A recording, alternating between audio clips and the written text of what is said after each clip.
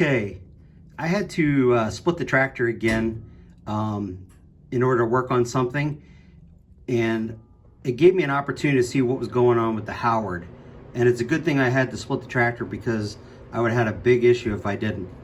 This here is the reverse idler gear rides on, and I did not know, but the old PTO had a thing against this here, so it couldn't turn and it couldn't walk out. And the Howard one that I received did not have that. That little boss that sticks out the side here, I'll show you in just a second, out about an inch. When I split the tractor, I saw it. Pushed it back in, everything is fine. So it forced me to try to come up with something to make this not be able to turn or to walk out. And here is what I decided to do. So this is what I did. This is the Howard one. This is the one that was in there before. Remember from my other video, there was a bracket, that cast bracket that was up here for the PTO to shift in and out on this one here. And it had to be eliminated, and that's why Howard came up with this type of thing in order for the transmission to go over top of it. So that's why it looked like this. So what I ended up doing, I'll show you the boss I was talking about. This is the Howard. This is the PTO one. You can see how, I'm gonna line them up so you can see. This little bit of a boss right here sticks out. I call it a boss, I don't know what else you could call it.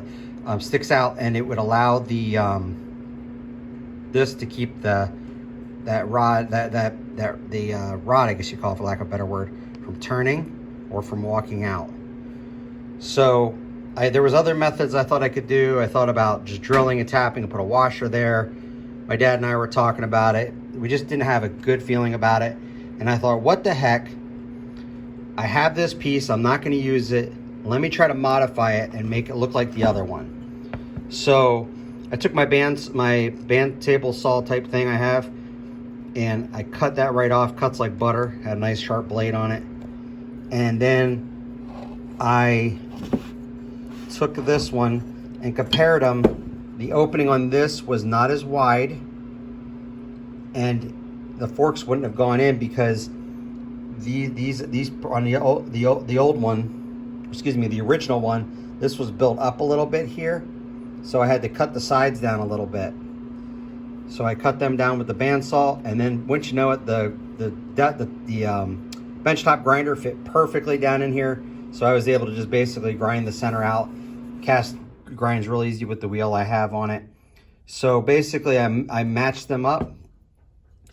I then, to make sure I got my openings the right size, I put these up like this, or excuse me, I both had them both the same way, standing side by side, and I took a straight edge and went right along here, and then watch where it came up against on this one, made a little mark so I knew how much material to remove from this, and then just slowly cut a little bit of a sliver out. There was probably about 1/8 of an inch on both the top and the bottom here that had to be removed. But like I said, I cut part of it out with the bandsaw, and then I ground it down, taking my time to make them both the same. Now it's the same height here, and then if you flip them both over, it's the same. So basically I allowed the gap to be the same size. I don't know if this gap here was as crucial as the gap here I was talking about, because the forks wouldn't go down through, but I figured I'd rather be safe than sorry, so I opened the gaps up to be about the same size. Like I said, I used a straight edge, so I knew how much material to remove, and I'm pretty close, probably within a thousandth or two. But I just wanted to show you that, show you one little hiccup here. Thank goodness I had to split the tractor for something else, and I saw that. Otherwise, that could have been a catastrophic failure at some point. Could have broken something or busted something really bad. And I was not aware that that was going to walk out the back. I didn't realize that. I guess some of the 8 ends didn't have that sticking out the back. And I guess the 2 ends and 9 ends may have not had that thing coming out the back. There's a hole there on a lot of those transmissions, from what I understand. But they don't necessarily... it's not necessarily used. It's kind of like an access hole, but for mine's the newer of the 8 ends, so it's used on this one. So I'll show you when it's in place so you can see more of what I'm talking about. The PTO carrier is now in place again, and you can see right there that boss is right up against that shaft to keep it from coming out the back. So I think we're in good shape now. So we're gonna go ahead and put things back together. I should also add that, again, I took the two carriers and grabbed the best pieces from the two carriers to make one. The best bearing, the best, shaft pieces and everything. Preload is good, so now we're gonna go ahead and start putting it back together. I wanted to show you guys one last thing in regards to me using the initial PTO housing and having modified it like I showed you just a minute ago. There was something else that needed to be modified on this, so I wanted to make sure to include that in the video.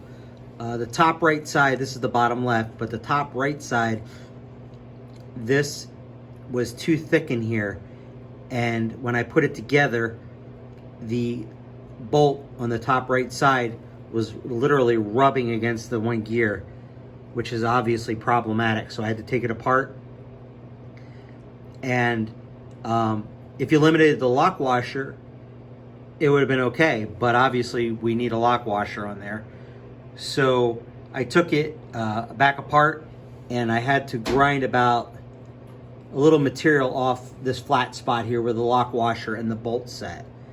And then one other thing I noticed too is that ear on the top right here, that ear, I call it an ear sticking out there, was rubbing up against the back plate right here. So in the top right, it was rubbing up against the back plate and causing alignment issues.